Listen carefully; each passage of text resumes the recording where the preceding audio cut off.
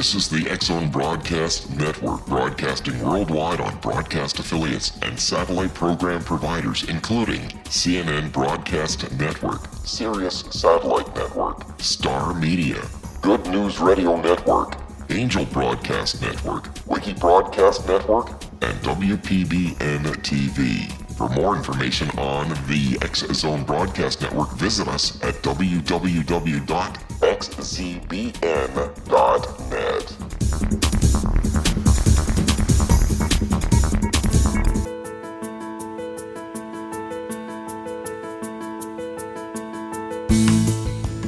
Hi, curious minds out there in our ever-expanding radio land. Welcome to CC with BB, Connecting with Coincidence with Dr. Bernie Beitman, MD, the only radio show in the world dedicated to the study of coincidences, synchronicity, and serendipity. We are coming to you through the X-Zone Broadcast Network, located in Hamilton, Ontario, Canada, and broadcasting all over the world. I am a psychiatrist. I am building on the work of psychiatrist Carl Jung by making synchronicity awareness more practical, building on his theoretical work. Meaningful coincidences can provide a new path for spiritual development. Synchronicities, otherwise known as meaningful coincidences, involve both the individual mind and the surroundings. Like meditation, it brings awareness of the interconnectedness of all things. Synchronicity adds details about the relationship of the individual to that unity. Synchronicity offers clues to how that unity works. For example, coincidences sometimes seem to represent signals from another intelligence calling our attention to its existence. The phrase "connecting with coincidence" is my coincidence brand. It is the name of my book, my Psychology Today blog, and my website, as well as my social media sites. Be sure to visit my YouTube channel too, and you'll find there Dr. Coincidence. To find any and all of them, please put "Connecting with Coincidence" in your search engine. Would you like to know how sensitive to coincidences you are? Take the Weird Coincidence survey on my website. Coincidences can help with the practical, emotional, and spiritual in your life. They let us know we have abilities like telepathy, clairvoyance, precognition, and human GPS. By human GPS, I mean our ability to get to places we need to go without consciously intending to go there. Coincidences point us towards other intelligences that may be influencing our lives, and they sometimes trick us. Synchronicities offer a path towards spiritual development. Our minds function in our mental atmosphere, the psychosphere. Just as we breathe in oxygen and breathe out carbon dioxide, we also inspire energy information and send out energy information. The scaffolding of the psychosphere is being strengthened by the rapid development of the internet. This scaffolding provides support for our psi abilities like telepathy, clairvoyance, and precognition. Our guest today is Michael Jauer. Michael has studied animals and people. And I'm going to tell Michael a story as he's listening in, or two, about a couple of dogs I know. One is named Walter. Walter is the favorite son of my younger son, Carlin. Walter is not really a dog, according to Walter, and according to Carlin and me. He's something else. And I was just in Denver visiting Carlin and Walter and friends. And I love Walter, and Walter loves me. I talked to him on FaceTime, and he seems to listen. And finally, I got to see him again because I hadn't for a while. And as I was leaving to come back to Charlottesville, Virginia, Walter looked right at me as I looked back towards him, and there was a tug in my heart that made me not want to leave. He was just looking at me. No one could tell anything, but he was attached to me and was trying to say, "Don't leave me." Now, Carlin has told me about how difficult it is for him to leave when he goes to work, because Walter does the same thing to him. So Carlin sometimes comes late to work because Walter is tugging on Carlin's heartstrings just the way Walter did with me. Walter is kind of a replacement in my life for my dog Snapper, who I lost when I was 9. And when I came home to find him one day from school, he wasn't there. And my mother told me to go to the police station to look for him. Maybe they knew where he was. The big man at the desk told me, no, he wasn't. We didn't know where your dog was. Sorry, son. And I walked down the stairs back to the sidewalk where I parked my bike. And instead of going back the way I had come, my tears had filled my eyes. I didn't know what I was doing. I went the wrong way home. And as I pedaled with tears falling from my eyes, kind of not seeing where I was going, I looked up, and there coming towards me was a dog that walked sideways the way Snapper did. It was Snapper. It was him. I'm still remembered now how happy I was, and I'm happy even remembering it now still. There he was. He jumped up on my legs and saying kind of, "Where were you?" And we went home. I took one wrong turn. Snapper had to get there. Snapper took 4 right turns to be able to get back to me. We'll talk about animals and people with our guest, Michael Jower, in our next segment. We'll be back after a short break.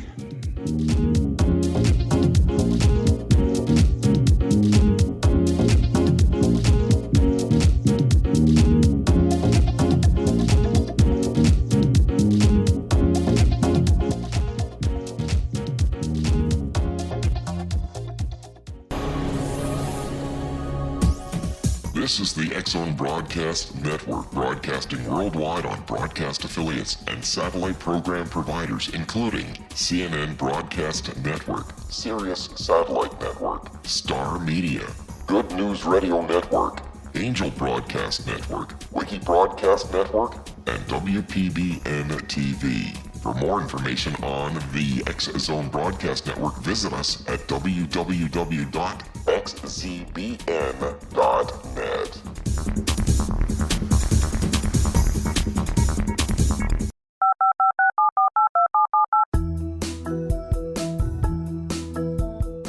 Did you know that when you're on the road with limited data or Wi-Fi, you can still listen to the X-Zone Radio Show with Rob McConnell, The Science of Magic with Gwilda Wiyaka, X-1, Dimension X, Space Patrol, and every minute of the X-Zone Broadcast Network by calling 213-401-0080, courtesy of Audio Now. No smartphone, app, or internet needed. It saves your data plan and it's free if you have unlimited minutes. Call 213-401-0080 to listen on any phone, anytime, anywhere. Remember 213-401-0080 for the best of the paranormal, parapsychology, and sci-fi radio programming anywhere, 24/7, 365.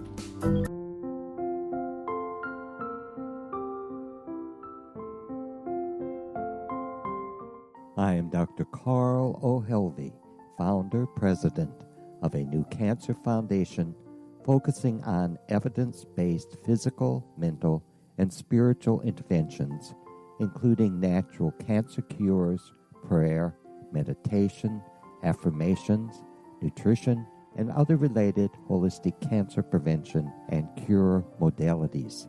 These are used in cancer education, research, and financing care. I ask for your help to continue this important work by donating at www.holisticcancerfoundation.com.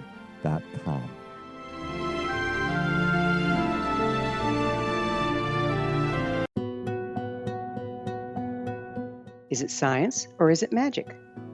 Once a magical thing has been scientifically proven, is it no longer magic? Or is magic simply the science of tomorrow? Join me, Gwilda Wiyaka, on The Science of Magic, a syndicated radio program dedicated to combining the science and magic of today's dynamic and controversial topics to co-create new solutions. By triangulating information from today's leading experts from the scientific and magical fields, we uncover expansive and evolutionary truths you won't find anywhere else.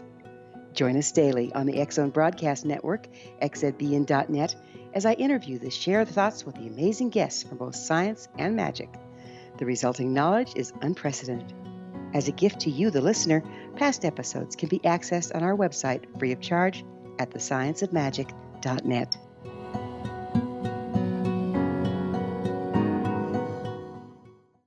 Little children aren't the only ones afraid of the dark. Millions of soldiers return from war zones with PTSD, anger, frustration, fear, and loneliness, much of which surfaces during the darkness of the night. You have the chance to change the lives of these American heroes. Songs and Stories for Soldiers.us provides free MP3 players for these men and women. With a list of 3 million songs in 16 different styles, 100,000 audiobooks, and 30,000 old-time radio programs, every veteran can find something to soothe and comfort them at no cost. All our players contain an 8-hour audio program designed to help veterans fall asleep. With 1,500 plus vets now participating, it's our goal to deliver 10,000 audio players this year. Go to our website at songsandstoriesforsoldiers.us. Help us help a veteran make it through the night.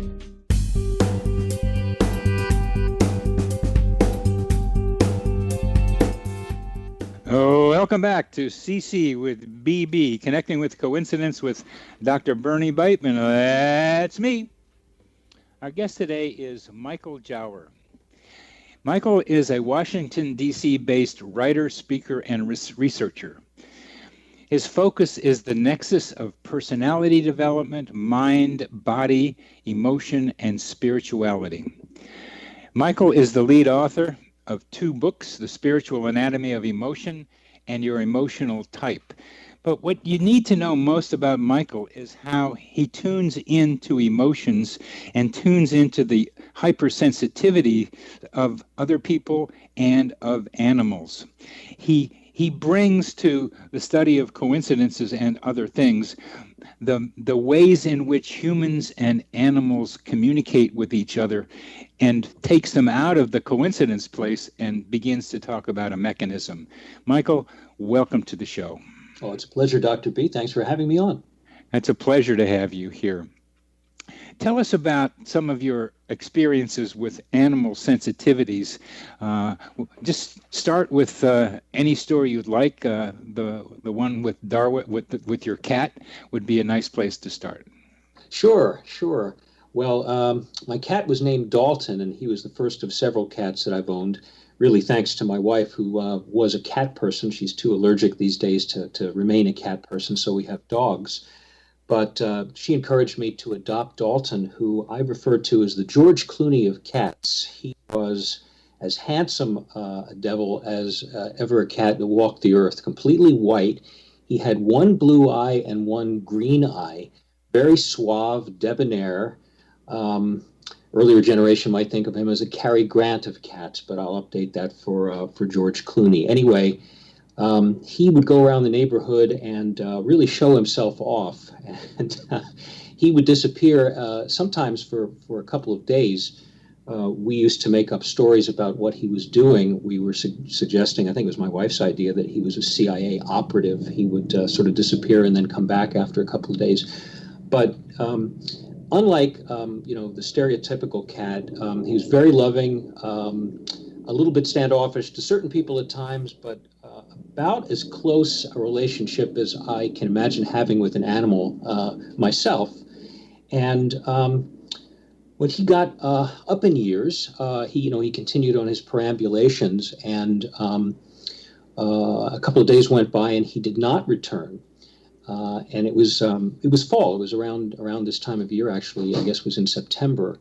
And my daughter was very young at the time. I think she was just about 2 years old or 2.5 at that time. And I went out looking for him, somewhat distressed. After I think the 3rd day, I figured something must have happened. I went all around the neighborhood, could not find him. Found out a few days later from a neighbor that the neighbor had seen Dalton. He'd been hit by a car, and he referred me to yet another neighbor who said, yes, this happened and was near our property, and we sort of disposed of him. So I was obviously very sad about that. I didn't have a chance to say goodbye, anything like that. And the following Saturday morning, we were on the top floor of our two-level home, and it was a beautiful, crisp fall Saturday morning. And I remember we were expecting a girl from across the street, a teenager, to come over, and I think she was practicing photography. She was going to do something in our home. So we had sort of the expectation there might be a knock on the door. In any event, we were talking, I guess my daughter asked me at age 2.5 what had happened to Dalty. And this was the first time, I had to confront with a young child saying something about death. And so I knelt down. I was at the top of the steps. I knelt down. My wife was just a few feet away, and I started to explain to my daughter that Dalty was not coming back. And this was somewhat emotional for me. I felt my voice catching a little bit. And just at that moment, we heard a couple or three knocks on the door. They were more like raps. It didn't quite sound like the girl we were expecting. And what I noticed was that, and I have a good sense for, not for sight of things in vision, but for things that I hear. It sounded to me like the knocks were far down on the door, like maybe a couple feet from the ground, which was strange. Anyway, we were expecting this girl, and so I bounded down the steps, opened the door, and there was no one there, which was puzzling. And, I looked around, called my wife downstairs. We wondered if this were a prank. It was not. The girl actually didn't come over until, I think, a couple of hours later. We didn't know precisely when she was going to come over, and she said she had not come over before. And we thought, well, we have squirrels running around the house. Could a squirrel have bashed into the door? Could a squirrel be playing a practical joke? Anything like that. It was just out of the blue, witnessed by my wife. And what struck me, Bernie, is this was part of an emotional situation. And it was just at the moment that really I was describing for my daughter what had happened in terms that I felt she could understand, and feeling myself getting a little choked up. And that's when we heard these knocks on the door, which have yet to be explained. So I view that maybe in a fanciful way as Dalton saying so long, or saying that somehow he was present. It's a pretty remarkable coincidence, and something that's really not been duplicated. The connection between you and the emotion and the knock.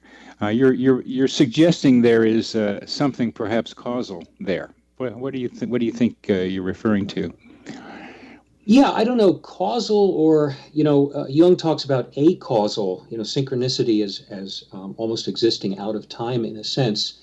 I don't know what to make of it, but I do like your concept of the psychosphere.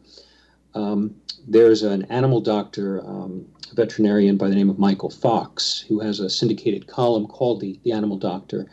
And he's come up with essentially the same concept. He calls it the empathosphere.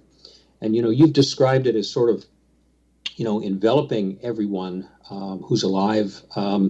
Just as we breathe out, we exhale, we inhale nutrients, and that's the atmosphere that surrounds us and that we are immersed in without typically being cognizant of it. I think you've described it in terms, and he has, of feeling as well, being suffused in the atmosphere. Yes. And I think that this is perhaps the case, although we don't typically recognize it, but it's these outliers, these anomalies, these strange occurrences, synchronicities, remarkable coincidences that I think indicate that may be the case. This more and more, I'm convinced that there is this sea of emotion and ideas floating around us and through us.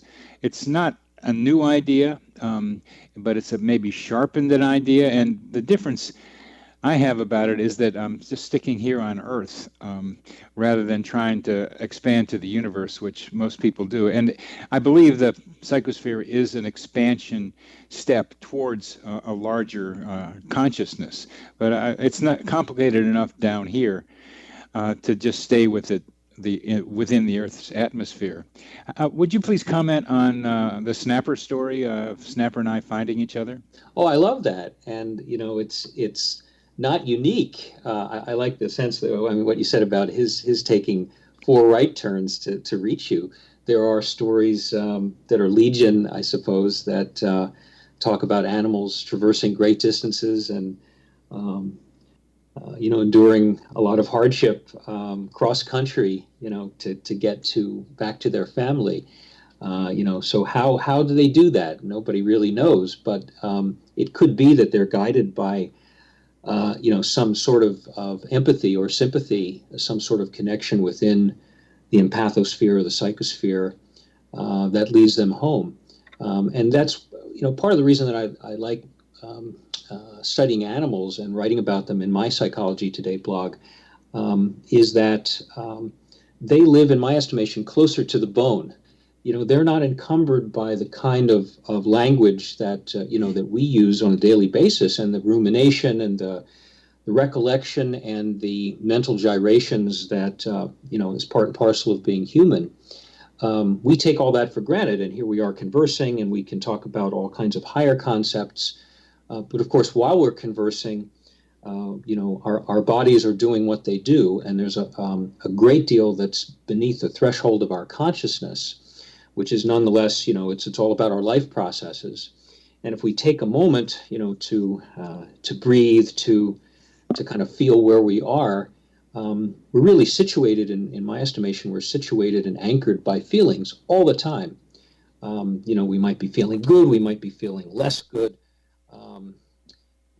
We're feeling something all the time, even though we may not be aware of it. It's a kind of a complex palette of information that we're getting from our bodies, and we're monitoring the environment for threats and for opportunities and so forth, and that goes on all the time outside of awareness. And I think that animals, because they don't have the type of complex language, at least so far as we know, that we have as human beings, my sense is that they may feel things more acutely. They may get information from the environment that's a little more difficult for us to come by, just because we live at sort of a higher mental level, and we're not so attuned to things in our bodies and connections with our environment as animals may be. And the other interesting thing, of course, about animals, mammals in particular, is how closely aligned they are physiologically and neurologically with human beings. They have all the same equipment as we do. It's just they don't have some of the mental capacities that really we rely on through our neocortex. And Darwin said that the variations among creatures are differences in degree rather than in kind, and that's certainly the case among mammals. And I think that we can learn a lot from observing other mammals, and these coincidences or remarkable situations that occur with our pets in particular. They're the mammals that we have the closest emotional ties to. And I think that says something important about how they are in the world and how we are, although we don't always know it. That's beautiful. They don't have our prefrontal cortex specifically that we use to navigate in our worlds. But your message is coming clear, closer to the bone. I did not understand that phrase in your blog. Now I do. I think it's more like closer to emotional awareness, or not blocked by cognition, is the more way I think about it. Not that they're not thinking, because they do that, but absolutely, not the way we do. Not the way we do, and as much as we do, I mean. Yeah, they have their own processes. Each species, I'm sure, has unique attributes, but we have a lot of the same equipment. Yes. And Yes. so when a human being, when someone says, "Oh, I feel it in my bones," that is a phrase in language that, but they're trying to convey something that is deeply felt, that they don't need to cogitate a lot about. So that's how they come up with the phrase, "I feel it in my bones." And I think there's a physical truth to that. I suspect that that's really a lot of how animals go through their day. I think We're coming to the end of this segment, Michael, and we will be back talking about our pets in the next segment.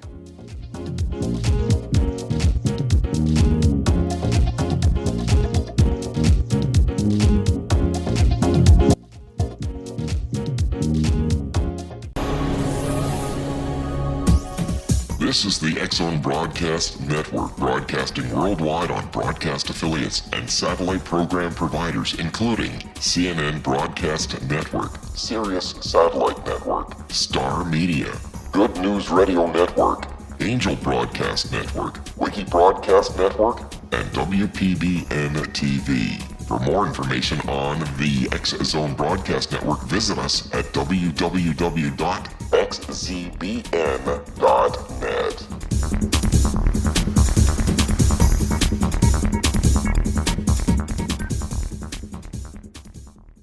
How would you like to be able to read other people's minds? Well, the next best thing is here. When you know how to read a person's name, you know how the person thinks, feels, and behaves.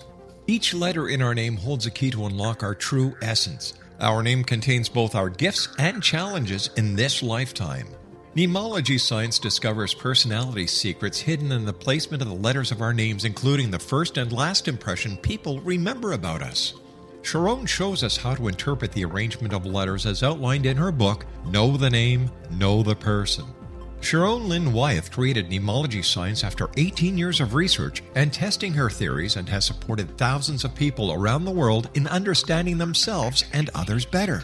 You'll enjoy Sharon's unique teachings as she shares her system to learn the gifts behind your given birth name. Even if you don't like your birth name, there are jewels in this book. If you're thinking of changing your name, ready to name your child, or wanting to get along better with others, this is the book for you. If you'd like to improve your relationships and change your life for the better, get the book today, Know the Name, Know the Person, or visit www.knowthename.com. That's www.knowthename.com.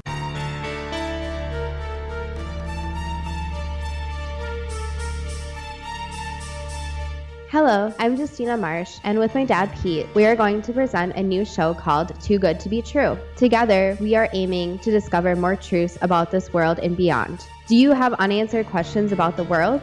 Do you ever wonder about aliens, conspiracy theories, or the universe? There are many shows discussing subjects such as pyramids or UFOs, but we want to relay this information based on our own research, including from spiritual means. Hopefully, listeners will be helped with their own beliefs and will appreciate the psychic insights that add to the previous research and information. We both look forward to sharing this insight and beginning this journey with our listeners. Visit xzbn.net for more information about when to listen.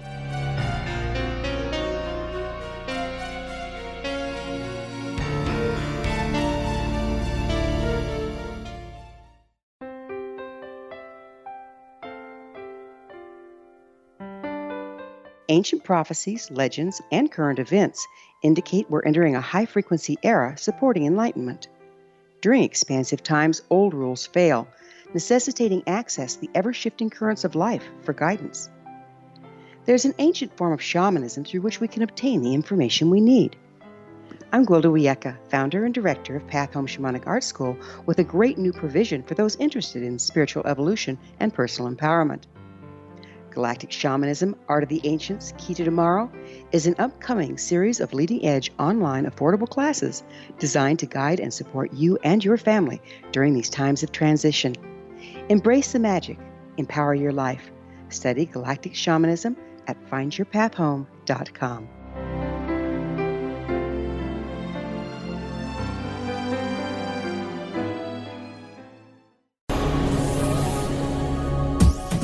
This is the X-Zone Broadcast Network, broadcasting worldwide on broadcast affiliates and satellite program providers, including CNN Broadcast Network, Sirius Satellite Network, Star Media, Good News Radio Network, Angel Broadcast Network, Wiki Broadcast Network, and WPBN TV. For more information on the X-Zone Broadcast Network, visit us at www.xzbn.net.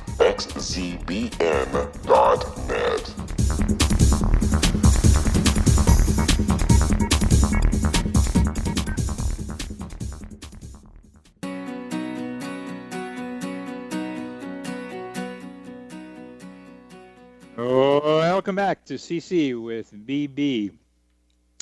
Connecting with Coincidence with Dr. Bernie Beitman. Our guest today is Michael Jower, and we are talking about our pets. And Michael is making it clear to me, I hope to you, how our pets are not only just great companions and so many of them wonderful characters. It's amazing the characters and personalities some of these guys take on, but they also become a kind of laboratory for us to understand ourselves, to understand capacities that each of us has. In other words, to be able to pick up emotional information, to be sensitive to our environment through emotions the way our animals are. Now, Michael, I told you a story a little bit about Walter, my son's dog, and how he made me, and certainly does it to Carlin, make guilty about leaving. Could you tell us what you make out of that, please? Well, my experience is that animals can communicate a lot through their eyes. If we're sensitive to that, it's just like reading people in different ways. But animals, I think, especially our pets, seem to be able to tell us things through their eyes. And I had a remarkable experience with a cat named Persephone. A few years after Dalton's passing, we became, ultimately a dog family, but in our latter stages of being a cat family, Persephone was a very sleek black cat. I would call her the Audrey Hepburn of cats. She was very, very elegant. You make movie stars out of these guys. She really was. I could see her easily with George Peppard at some point, but so she was very lithe, very smart cat. Like you say, that our animals have personalities, our pets do, and she sort of got her way. Whatever she wanted to do, she seemed to have her way in the world. And but even I think more than Dalton, she was loving with not just with me, but with other family members. With my daughter in particular.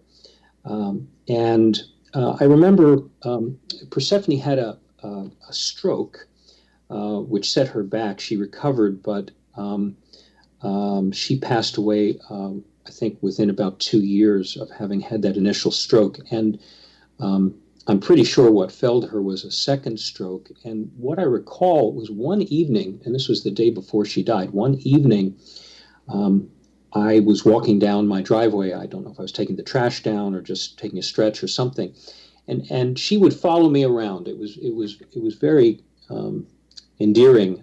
Wherever I was in the yard, if I were working outside, she would follow me around, and she had the loveliest purr, and she would commune with me if we were outside. On this occasion, I was just walking down the driveway, and I bent down to pet her, and she looked up at me with an expression of bewilderment. It was the darndest thing, Dr. B. I haven't written about this, I don't believe, but I certainly spoke with my wife about it.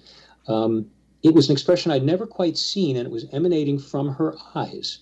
And the question was something like, "What is going on?"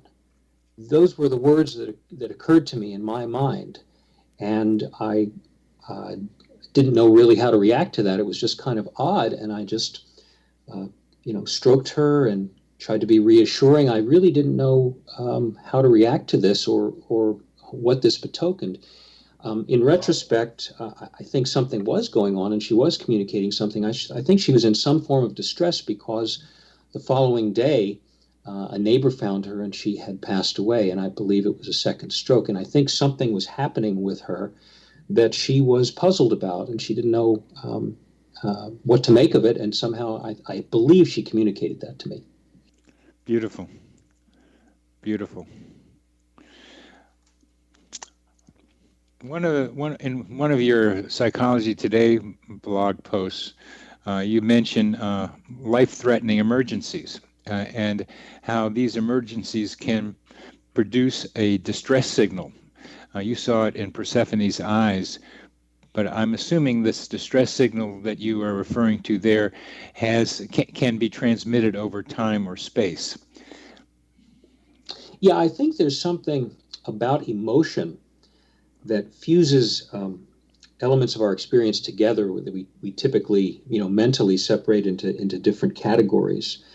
And time and space, I think, really go together. There's a chapter in my book that I devote entirely to time and trying to figure that out a little bit. It's a very, very complex subject. Oh, yeah. I can't remember. Which book is that, please, Michael? This is called The Spiritual Anatomy of Emotion. And it's the first of my two books, and it delves into, well, there's probably a good part of a couple chapters that talk about pets. And I'm trying to remember the philosopher who brought this out, but his conception is that time and space are always fused together. In other words, where you're sitting right now and talking to me, and I'm sitting and talking to you, and our listeners are sitting listening to us, is a time and a place. Their time and place is slightly different than our time and place. Right. And yet, it's hard to conceive of something being either out of time or out of place. So, these dimensions of existence go together. And there's something about emotion, to me, the closer I examine it, the more closely people are bonded, or people and animals are bonded, or even animals and animals are bonded. I think there's something in the emotional connection that allows convergences of time and space more readily. That may be the best way I can express it. But I really think there's something in the emotion itself. I almost picture emotion as being another binding force in the universe, along with, the weak force and the strong force and different atomic forces. I almost view emotion as either being suffused throughout existence or as a conduit for us to get information about those closest to us. It may not be, it may be something startling, like that knock at the door that takes us unawares. It may be something that we're searching for, as when you were searching for snapper. But I do think that the emotion is, like I say, either a conduit to information, or it's part of the fabric of existence itself. Could you talk a little bit more about how you conceptualize emotion being part of the fabric of existence itself? Well, my first book, The Spiritual Anatomy of Emotion, the working title for it was called The Emotional Gateway. And my website is emotionalgateway.com. And I guess I view emotion as simultaneously physical and mental and spiritual. I guess I view emotion as a connecting force within ourselves, within each of us. We're our society in the West, at least, we're fond of sort of separating mind and body, which I think is unfortunate because mind and body are simply two sides of the same coin, the way I view it. But in any event, we have this beneath consciousness part of ourselves, the bodily part that's constantly breathing and processing, digesting, doing what it does. So that's the baseline feeling part of us, and that I'm sure has correspondence in the more primitive parts of the brain, the brainstem, and so forth. And then you've also got emotional, expressly emotional parts of the brain, the amygdala, the hippocampus, and so forth. So there are parts of the brain that that relate more clearly to emotion.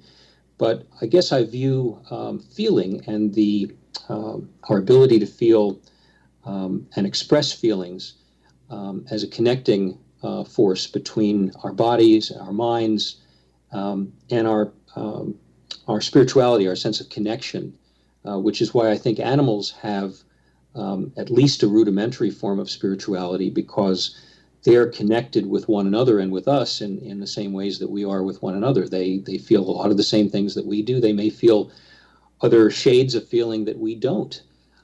So I think that, again, emotion is not only a binding force within us as individuals, but I think it's something that you can look at trans species and see it at work. And I think that it underlies spirituality, because spirituality to me is at its most fundamental a connectedness that we feel with others that are close to us, and with important ideas and awarenesses of what life is about, and what life might be about beyond what we know. How did you get into being emotionally sensitive like this? It's not the usual thing guys do. Well, I also enjoy football, Major League Baseball right now, and a lot of good beers. So and like, why is Dallas losing so much? Yeah, okay. No, I definitely women tend to be more aware of their feelings, I think, than men. I think that's a given. There are a lot of differences in the female brain that have been demonstrated, that women have a greater, emotional intuition. They have greater intuition in general, I think. They are manifestly more sensitive to all kinds of things across the spectrum. And that's why women, incidentally, suffer from things like migraine headache and irritable bowel syndrome and chronic fatigue and chronic pain and so forth, much more than men. I think it's something like 3/4 of all of those populations are women, more so than men. So there's definitely a more sensitive aspect to women. But I don't know how I came about this. Not quite sure, except I'm fascinated by how feelings work. It took me a long time to figure out how my own feelings worked. Yeah. And I think in trying to understand that, I've become more attuned to it, and consequently, am fascinated by a whole range of things that I've ended up writing about. The relationship between spirituality and emotion is very interesting to me and intriguing, and the empathosphere, which I think just covers the kind of emotional part of the psychosphere. Not that we should divide them, we shouldn't, but I talk about information and energy. Emotion is an energy that suffuses the psychosphere with information in it, as I think about it. But the idea of calling it emotion and connecting our physiological experience of emotion with what's going on in the psychosphere intrigues me as you're thinking. And I wonder if you'd comment on helping me figure out the connection between emotion inside of me and emotion in the psychosphere. Well, I guess I can give you an example, which some people would consider, a coincidence, but I think maybe we're going to have to wait till the next segment, since sure. We only have about 40 seconds left. But the sensitivity to emotion that you're describing, and the primacy of emotion that you learn from looking at pets, is becoming a suggestion to our listeners to be able to tune into their pets so they can learn about some of the things that we're talking about. It's almost like Jung's idea of a causal connecting principle through meaning would be more accurately said a causal connecting principle through emotion.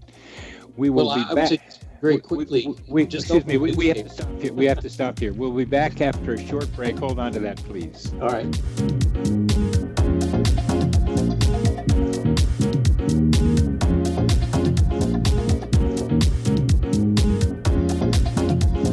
The Earth is under ever-increasing pressure from untenable lifestyles and growing populations. Yet, viable answers seem in short supply. What if I told you there's an ancient form that can empower you to take charge of your life?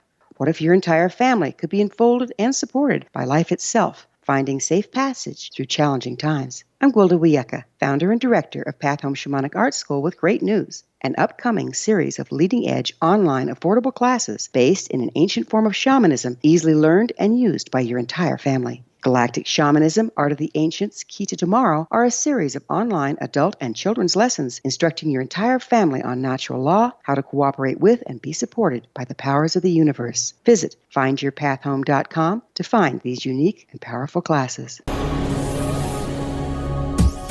This is the X-Zone Broadcast Network, broadcasting worldwide on broadcast affiliates and satellite program providers, including CNN Broadcast Network, Sirius Satellite Network, Star Media, Good News Radio Network, Angel Broadcast Network, Wiki Broadcast Network, and WPBN TV. For more information on the X-Zone Broadcast Network, visit us at www.xzbn.net.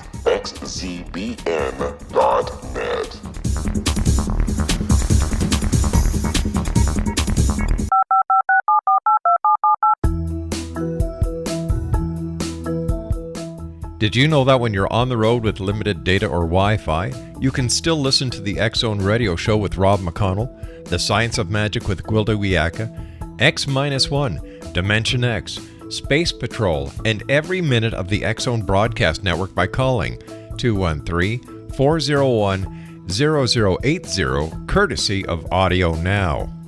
No smartphone, app, or internet needed. It saves your data plan, and it's free if you have unlimited minutes. Call 213-401-0080 to listen on any phone, anytime, anywhere. Remember 213-401-0080 for the best of the paranormal, parapsychology, and sci-fi radio programming anywhere, 24/7, 365.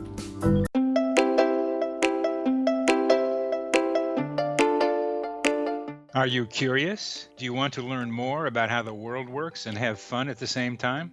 Study coincidences with me, Dr. Bernie Beitman, MD, on my Connecting with Coincidence radio show, here on the XZBN network. Listen to Jungians theorize, statisticians randomize, true believers evangelize, while I categorize. I dance to the rhythm of coincidences. People who experience me see more of them. Maybe something on the show matches a thought in your mind. Let us know. Expand your mind to the weirdness happening around you. Synchronicity spoken here, there, and everywhere. For more information, put Connecting with Coincidence in your search engine and find my website, my social media sites, and my blog.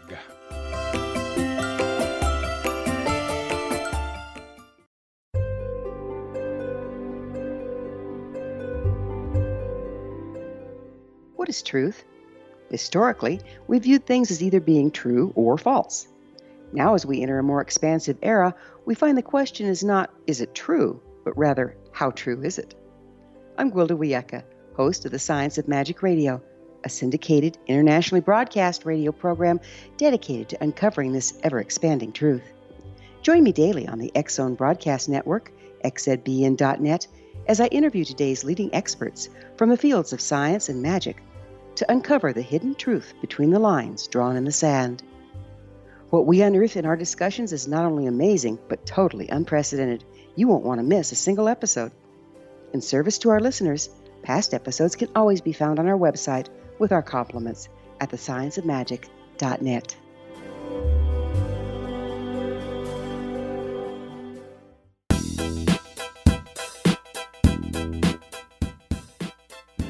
Welcome back to CC with BB, Connecting with Coincidence with Dr. Bernie Beitman, MD. That's me. Our guest today is Michael Jower, and we had to cut it off in the previous segment. And Michael, please continue with what you were talking about, the idea that an acausal connecting principle could be emotion. I like that a lot better than the way Jung described it. What do you think? Well, I'm a fan of Jung myself, and when I spoke to the Jung Society of DC several years ago about this, the woman who runs the organization, or did at the time, she was very nice. She came up to me afterwards and she said, you know, if Jung were around today, he would be very interested in what you're bringing to our attention. He would want to explore that further. And I was very not only flattered by that, but it really meant something significant to me, because I do think that it's at the core of the sort of subject matter that he was vitally interested in.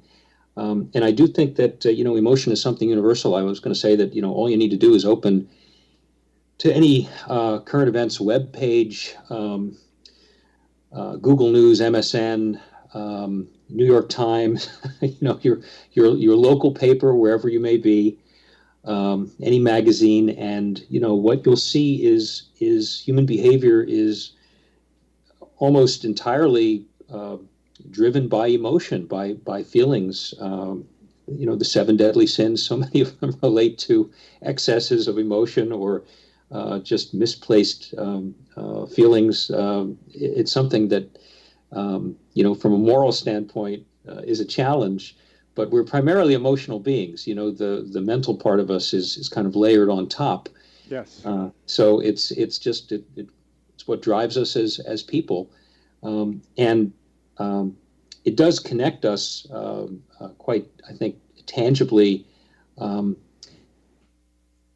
that's probably it comes out when you've got these extraordinary situations. The one I was going to give you an example of is. I'm sorry, just I want to hear the example, but Yeah. My question for you is Jung's acausal connecting principle. And he often wrote, and Jungians do, that emotion is involved with a lot of coincidences, but that emotion, as you're describing it, both from physiological and cognitive, from mental and also spiritual, that it's ubiquitous wherever we are, that's part of the psychosphere, that it becomes a better, clearer way of talking about acausality in Jung's way. And that's what I'm asking, what you think of what I'm saying there. Oh, yeah. Well, maybe an analogy that might be appropriate is with money, believe it or not. We tend to walk around with some amount of cash, whether it's in the form of actual cash or coins or credit cards when we're out in the world, and we spend it or we save it, and it goes out into the world, and we receive it as income.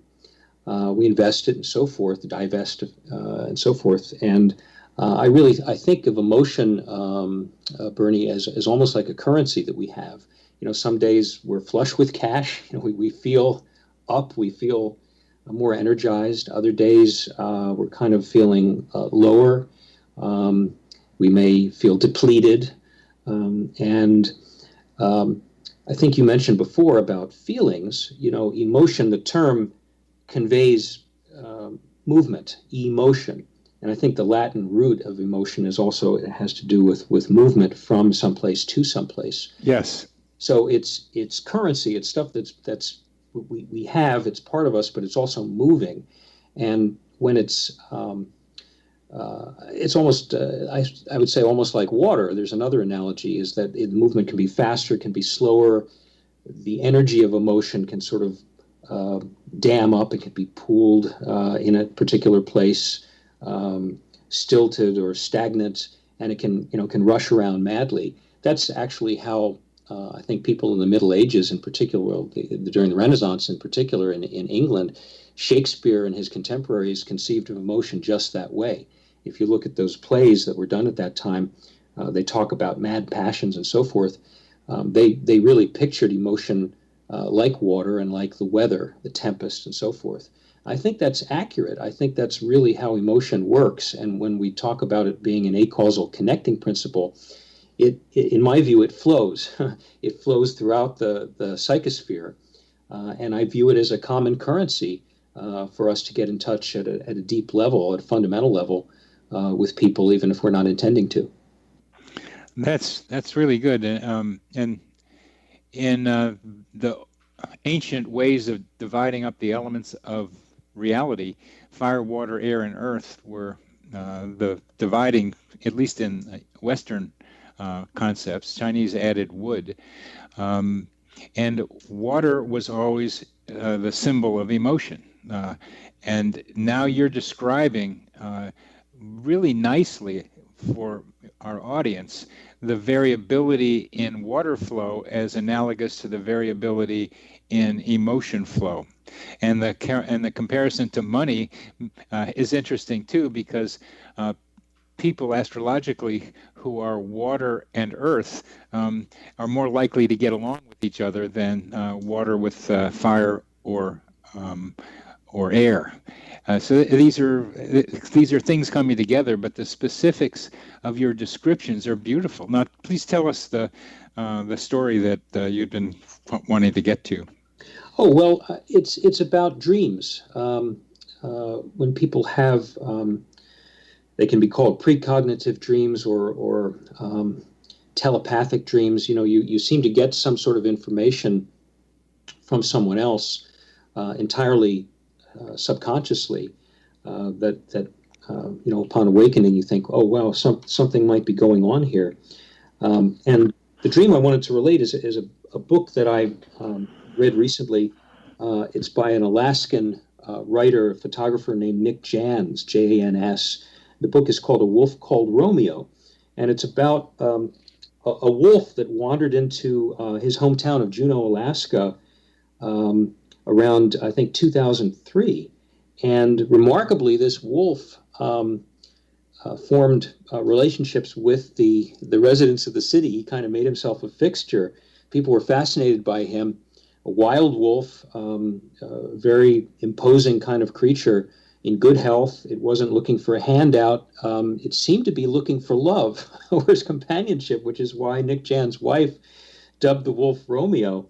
And Romeo in particular seemed to like a number of the Juneau dogs, and he would hang out with dogs, and the female dogs in particular.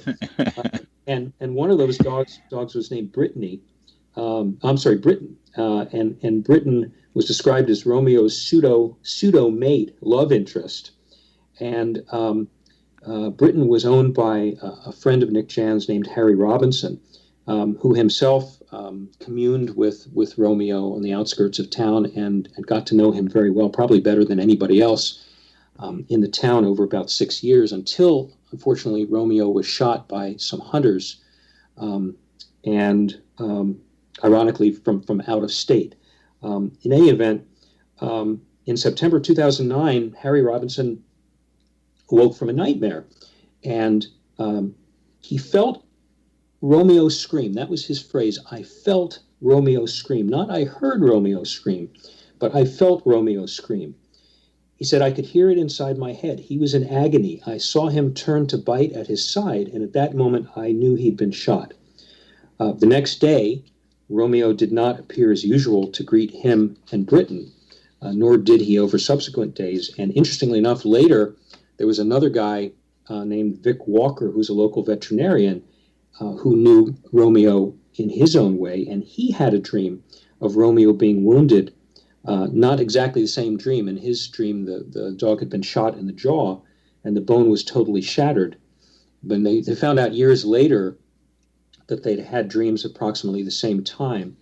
And again, I look at this as kind of significant because while not everybody who was in touch with Romeo, who knew Romeo, and embraced the wolf, had these forebodings or these types of dreams. At least two people did, and again, you can view it as complete coincidence, or you can look at it as that is as something completely random. But I think it's something other. I think it's a meaningful coincidence. I think it does speak to the connection that at least these two men had with Romeo, and it goes to show that you don't have to have a pet physically in your house that's on a leash or has a collar around its neck. It can be a wild wolf, and you can form a relationship with a more wild creature. There's also a book, by the way, by a woman named Cy Montgomery called The Soul of an Octopus, and she, I think it won a National Book Award a couple of years ago, and I've been in touch with her, and she, she's demonstrated that you can feel some sort of a connection with kind of a playful octopus. And that's not a mammal at all. So I think there's a lot out there to be learned, and emotion is, I think, the currency through which we can kind of fully appreciate how human beings are in the world, and we're certainly not unique. That's a very good stories. We're coming to the end of this last segment. Is there anything else you'd like to say in the last 30 seconds? I could make some predictions on Major League Baseball playoff series, but I won't. I would truly be precognitive if I could do that accurately, but so far I haven't been able to. Okay, well, that will be the place that we end, because what you've taught me is that we can look at our animals and see connections among them between us and them in ways that some people may not have considered. And the empathosphere is an important element in my conceptualization of how these things work. Michael, thank you very, very much for being on the program.